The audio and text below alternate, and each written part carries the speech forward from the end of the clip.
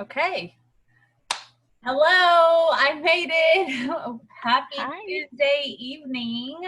I am super excited for tonight for a lot of reasons, mostly because it's kind of a little bit of a change in routine for what we normally do with our team calls, where we speak more about like business tactics and things like that. And we are kind of taking a shift, giving ourselves a mental break from work type stuff and just thinking more about just what's been going on in our world and how we can continue doing what I feel is one of our biggest duties as coaches in spreading the light and being that positive source that so many people need right now. And I'm excited for Heather to speak a little bit more on this topic because she is going through, some crazy times of her own on top of all of the other stuff.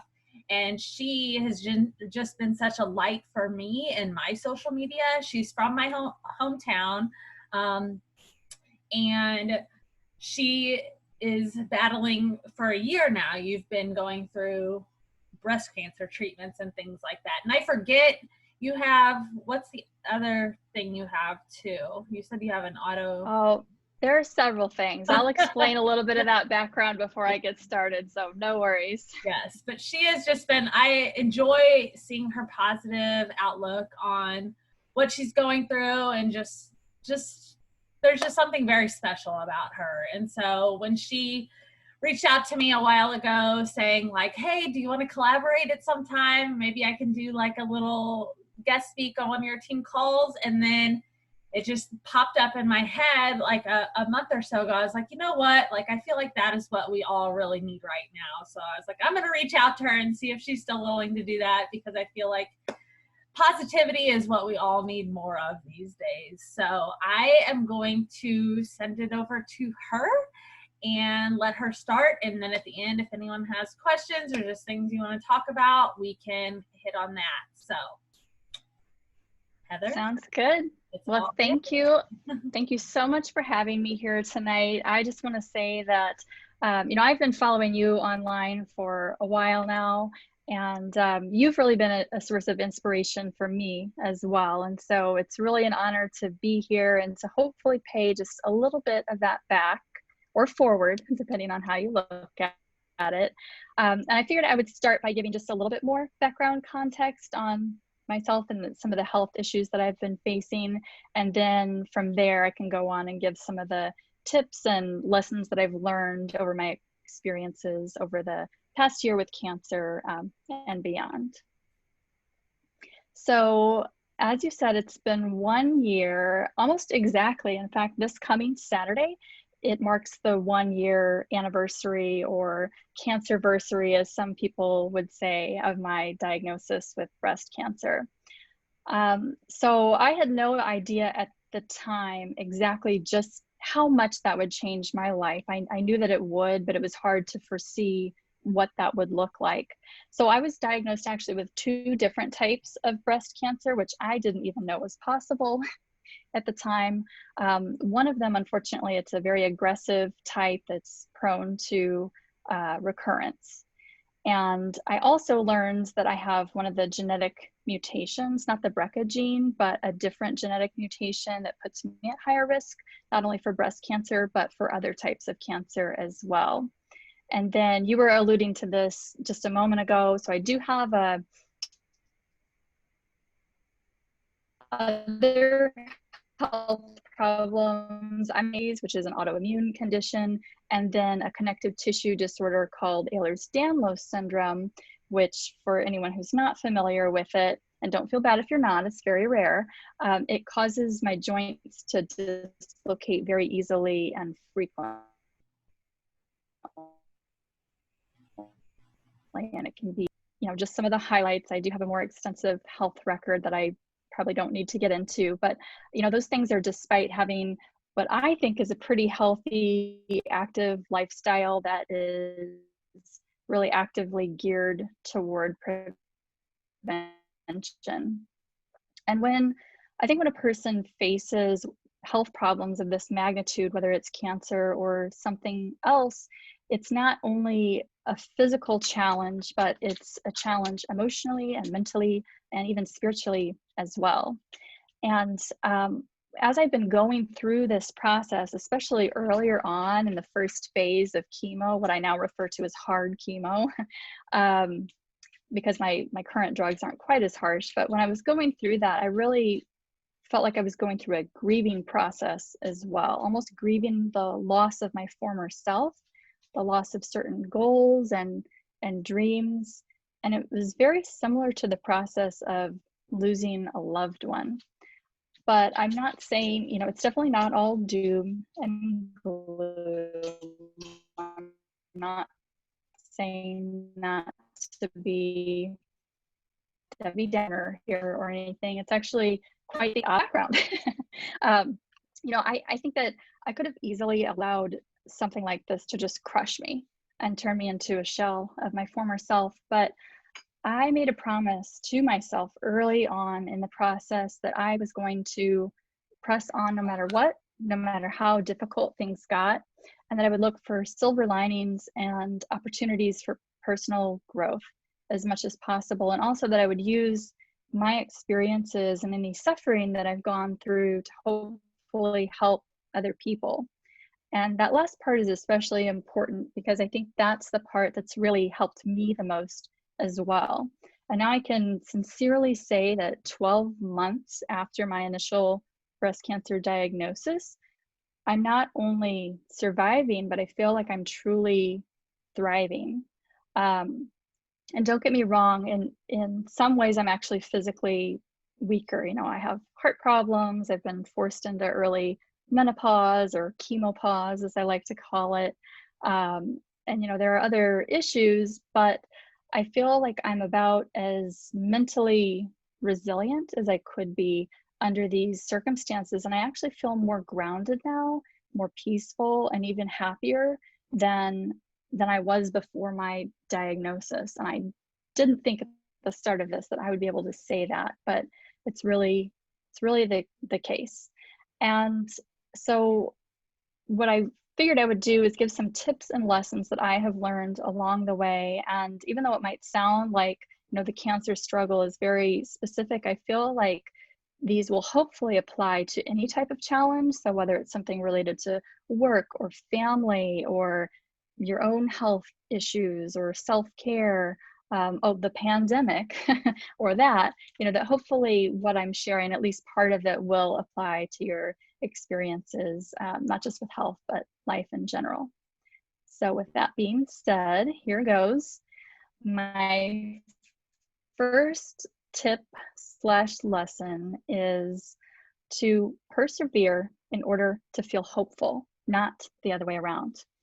So I've been asked many, many times by many different people how I remain hopeful and how I remain motivated despite my circumstances. You know, how do I keep walking every day? How do I keep lifting weights and cooking healthy meals for myself and just kind of generally pushing forward? And I have to say, I feel like hope and motivation, those aren't quite the right questions because I'm not motivated 100% of the time. I'm not hopeful 100% of the time. I don't think that any person realistically can be always. But what I am is very disciplined. And from that discipline, you know, that's what I rely on. That's what I lean back on when my motivation fails me and when I'm not feeling hopeful. And for anyone who is a little bit more on the religious side, the Bible actually even addresses this as well. I think it's Romans chapter 5. And forgive me, this isn't a direct quote, but just a paraphrase of that. Basically, the idea is that there is value in our suffering because we know that through our suffering, that produces perseverance. And perseverance builds character, and that is what gives us hope. So again, we experience hope because we have pushed ourselves to keep going, not the other way around. So anytime you are having that moment of feeling low or feeling discouraged, that's precisely when you need to keep going. And I found for me that when I really lean into challenges and I'm able to prevail, it also gives me more confidence in myself. And it kind of makes discipline something that comes more organically, and it starts to feel more like second nature rather than being something that I have to force. And I know that that may sound easier said than done, so I want to break things down a little bit more. The second tip I have is to always remember your purpose. You know, discipline just for the sake of discipline rarely works in my experience. What has helped me to keep going during those really difficult times is to remember my own purpose. And that's something I was reminded of recently when I read this outstanding book written by a Holocaust survivor. And this is a man, he also happened to be a psychiatrist, so he had a lot of insight into what was happening in these camps and people's different ways of responding to it psychologically. But what he found was the people who thought that their lives no longer had meaning or who had given up, that they were typically the first ones to die. And those who were able to find meaning amid their suffering, they did a lot better. Now, don't get me wrong, that's not at all to say that a positive attitude alone is enough to save someone from any situation. It's definitely not. There were plenty of positive people who also did not make it through that situation. It's just to say that it certainly helps. You know, a little bit of that attitude can go a long way. And one quote that that author repeated a lot throughout this book, which I really love, is, "He who has a why to live for can bear almost any how."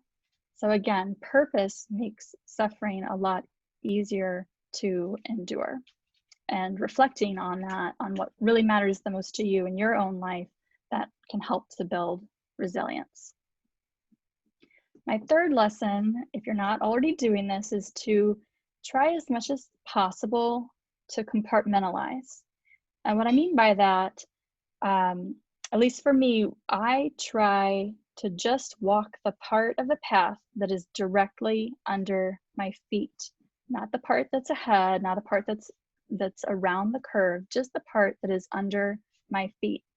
And I remember shortly after my initial diagnosis with breast cancer, a lot of people would say to me, and they were very well intentioned, trying to be encouraging. They would say, "Heather, just take it one day at a time, just one day at a time."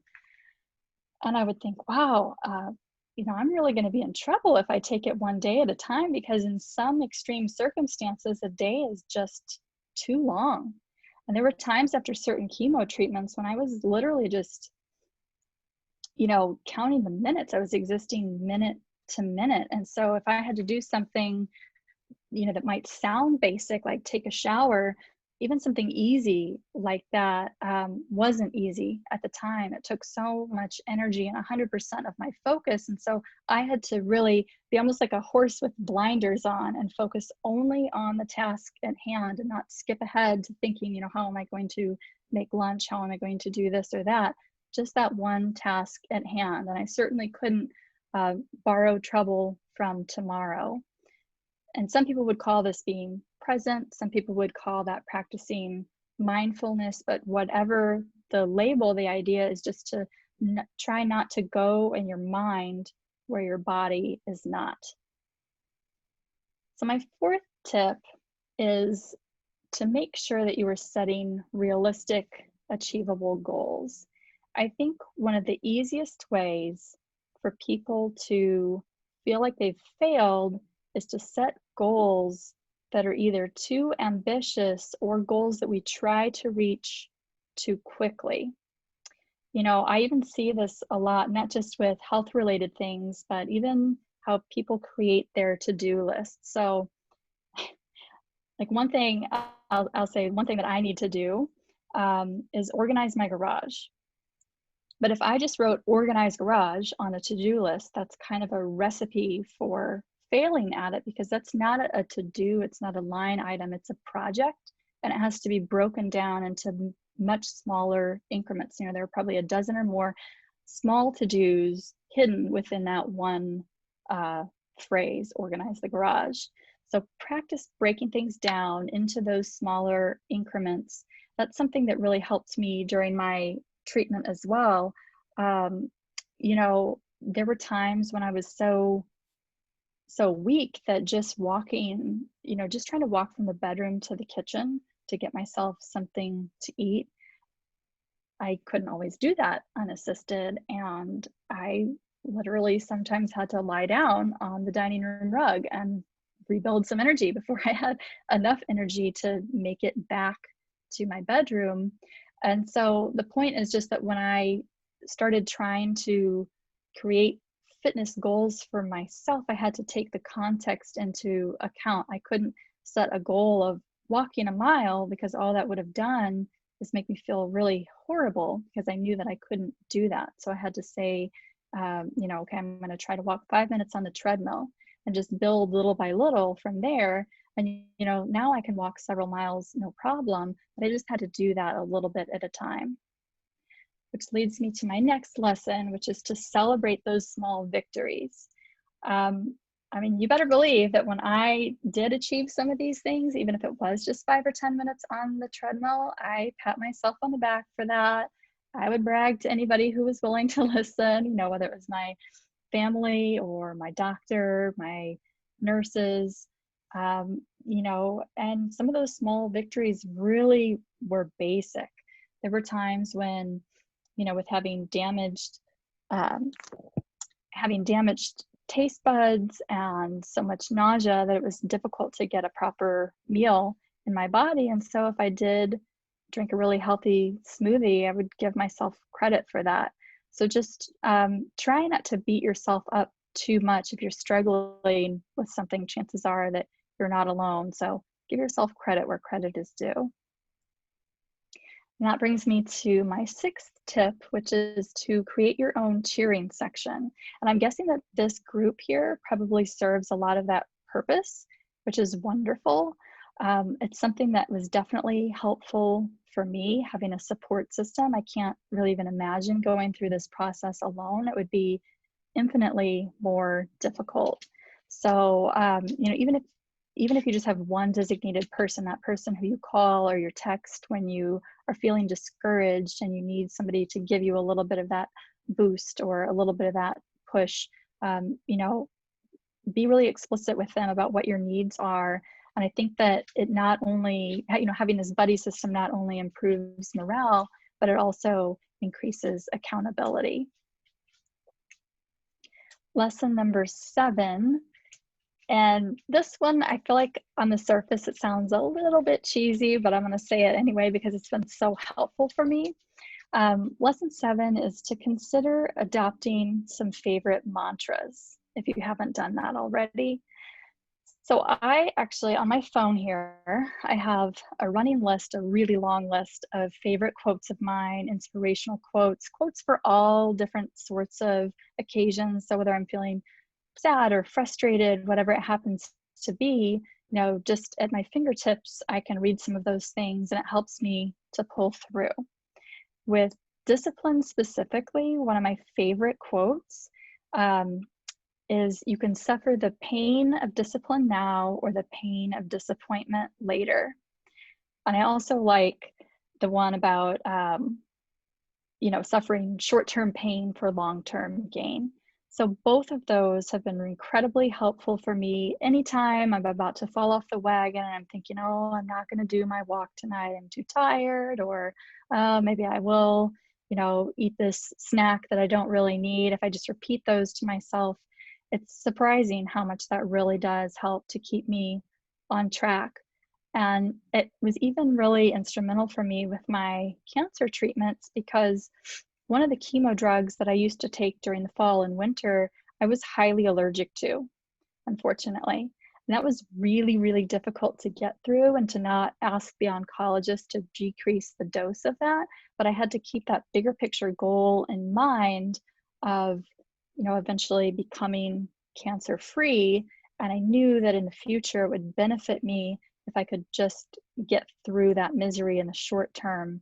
And so I'm so glad that I did and that I had those mantras, and I decided I didn't care if it was cheesy. So, you know, stock up on all of those quotes that you find meaningful.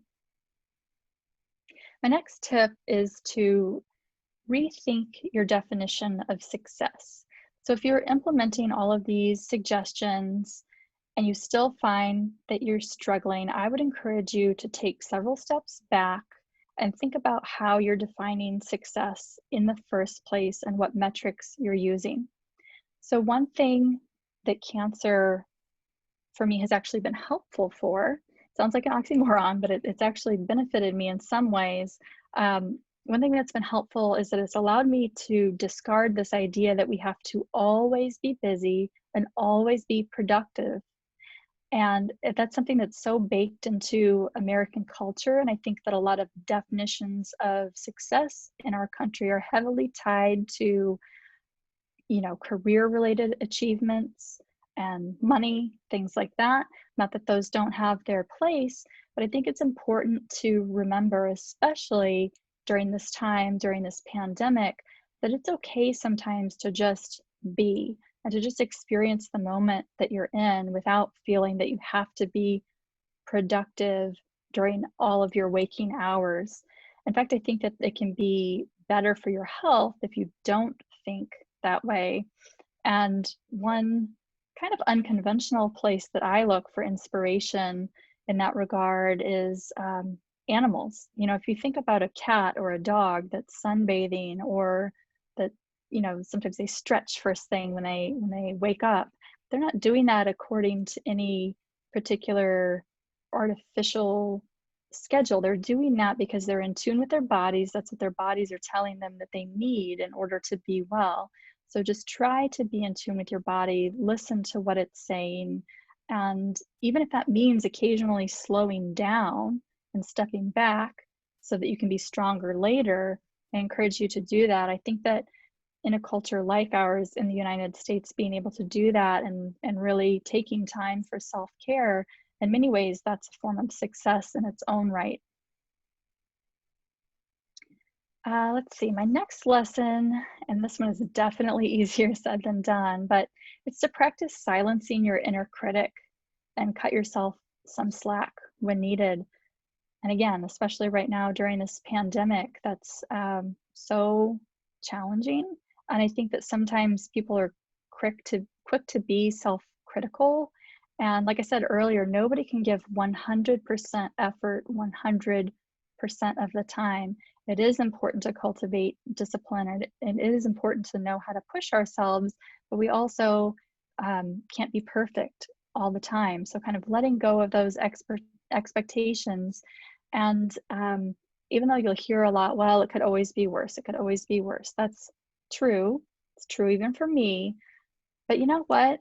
Sometimes it could also be better. And it's okay to acknowledge that. It's okay to allow ourselves to have, to experience negative emotions sometimes and to not beat ourselves up for it.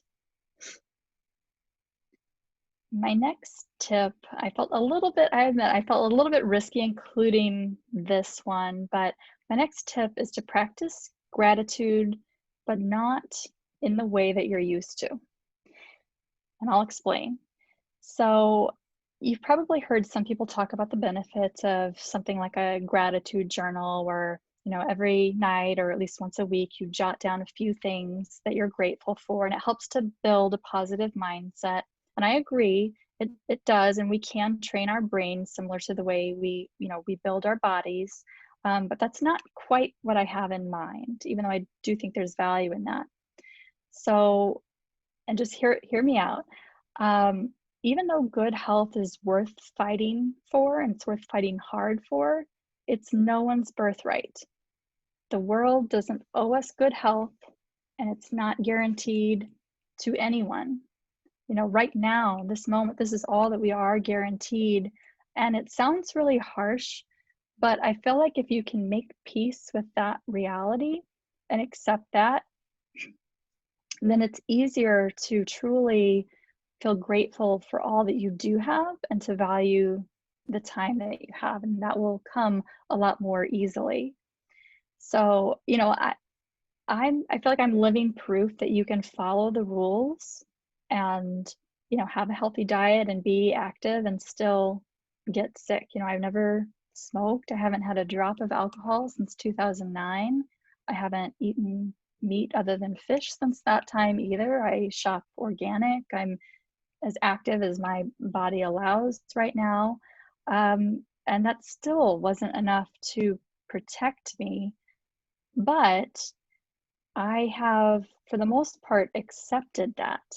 And instead of comparing my situation to others and feeling like I've really gotten this raw deal or feeling victimized, I'm beyond grateful that I'm here. You know, it's been 1 year and I'm still here. I'm living, and that's, to me, is important as anything, and definitely worth celebrating. And I feel like that mindset is part of what has actually allowed me to regain a lot of my physical strength and to keep going even when things are difficult.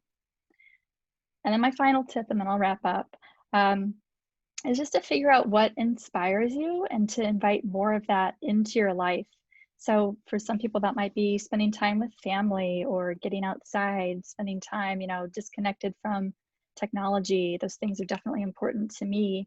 I also personally find a lot of inspiration in other people's stories. When I read about how other people have handled really difficult life challenges and gotten through that, that's really helpful to me. It's part of why I was so excited to be part of this conversation tonight. So, just if it helps to keep you mentally strong, again, try to invite more of that into your life. And I think that, if you're someone who struggles a little bit with self-care because it might feel selfish, just remind yourself that it is not at all selfish. I think that this pandemic is a perfect reminder of how interconnected we all are. And the stronger you are individually and the more you can dedicate to that self-care, then the stronger your whole family unit and broader community will be. So just don't let yourself slide too far down on your list of priorities. So those are my tips. I hope that at least some of that has been valuable to you. I'm more than happy to answer questions. I am an open book. If you think of it, I can almost guarantee that I've already been asked it, so don't hesitate. And if you do have questions, though, that feel too personal for you to ask, I'm also happy to give my contact information so that you can follow up with me later.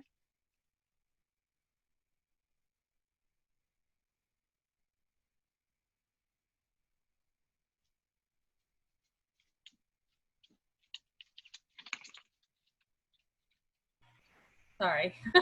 I have wild kids running around. No worries.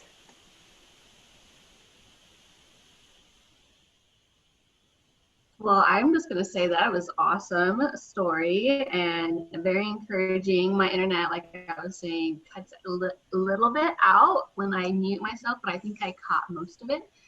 And so thank you very much for sharing. I thought it was awesome. Sure, no problem. My pleasure. Yes, I love your outlook on a lot of things. And I think a lot of it actually can relate to us in this business too, because sometimes we have a tendency to feeling like we have to push the pedal to the metal sometimes. And I know I personally made it a point, gosh, probably a couple years ago, to like Friday afternoons, I just like kind of unplug, and the girls and I eat popcorn and raw veggies for lunch and watch a movie and just veg out that afternoon, because I know it's like a way for me to recharge my batteries and things like that, because I wake up early in the mornings and stay up fairly later sometimes. And so it kind of allows the girls and I that chance to just kind of reset and just have fun and kick back. So love that. And I actually have heard of Ehlers-Danlos. One of my husband's friends, who is a published writer that lives out in California, she has it, and I am working with her now, and she thinks one of her daughters, is going to develop it because she had like a fainting spell not that long ago. And so she does the workouts and stuff with us and everything, and she talks all the time about how much it's helping her gain her strength and how much better she feels and things like that. And so it's cool to hear those little things. But well, that's great that she's able to stay active. It's definitely the there are different levels of severity, but if people can stay active earlier on, you know, when they get their diagnosis, it's easier to do that than to, you know, come back from a lot of lost abilities. Like if you how do I say this?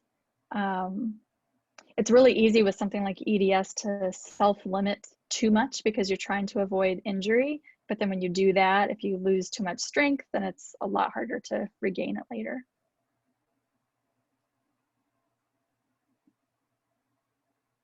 I'm curious, how is your support system with all this? I'm sure you have an incredible support system, but you know, you have your husband, but who else like helps you with everything or supports you?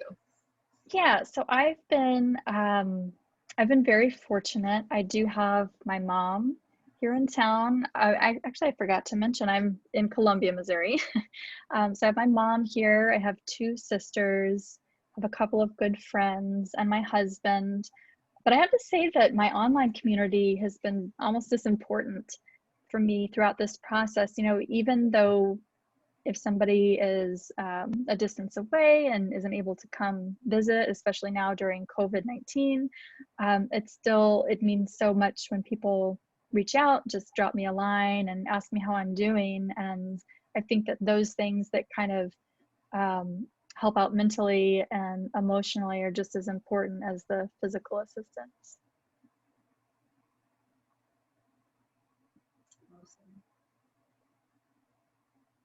Just want to say I really admire your courage and your strength, and just keep on going, and you got this. Thank you. I really appreciate that. And I would say likewise. I mean, I don't think that you would be where you are right now if you didn't also have a lot of courage and strength. So thank you for sharing about yourself. Thank you. If you wouldn't mind, I would love to keep in touch with you and see see how you're doing down the road. And if you ever need to talk to me, I would love to be here for you as well. Yeah, absolutely. Let's see, I can, I'll put my info in the chat box. I'll do that right now. Y'all are making me tear up. I know, I'm like. I'm actually surprised that I got through that without starting to break down. You did amazing. Because I usually, thanks. Well, I do keep an online blog, and I'm so used to using writing as a form of catharsis and just getting everything out that way. And even though I have public speaking experience, I'm not used to talking about something so deeply personal. And so I thought, oh, am I going to get through that without bawling? Oh yeah, I struggle a lot with that. I guess there are worse things. I mean, I'm glad it had that effect. Can you say that again? I didn't catch that. You struggle with what? It says my connection's unstable, so I might be cutting in and out. But I just said I have a hard time a lot of times getting through sharing any levels of my or parts of my story without crying. So I can't imagine. Well, that's good though. I mean, that means you're authentic. Yes. And a sap. Well, it sounds like you're in good company with all of us. Yes, for sure. Well, I appreciate you getting on and sharing this, and I'll be able to have the recording. So if you want it or anything, or I'll have it on my YouTube so I can post it for our teams and stuff that weren't able to get on. So, because I know a lot of them had their first days of school today. That's right. Yes, back to school. There's a lot of our business is made up of a lot of women that are teachers too. So they're definitely in a very chaotic state right now. So. Yes, that makes sense. My sister's a teacher as well. Yeah. I'm a teacher too. she's homeschooling now. Out I started. She was for a while.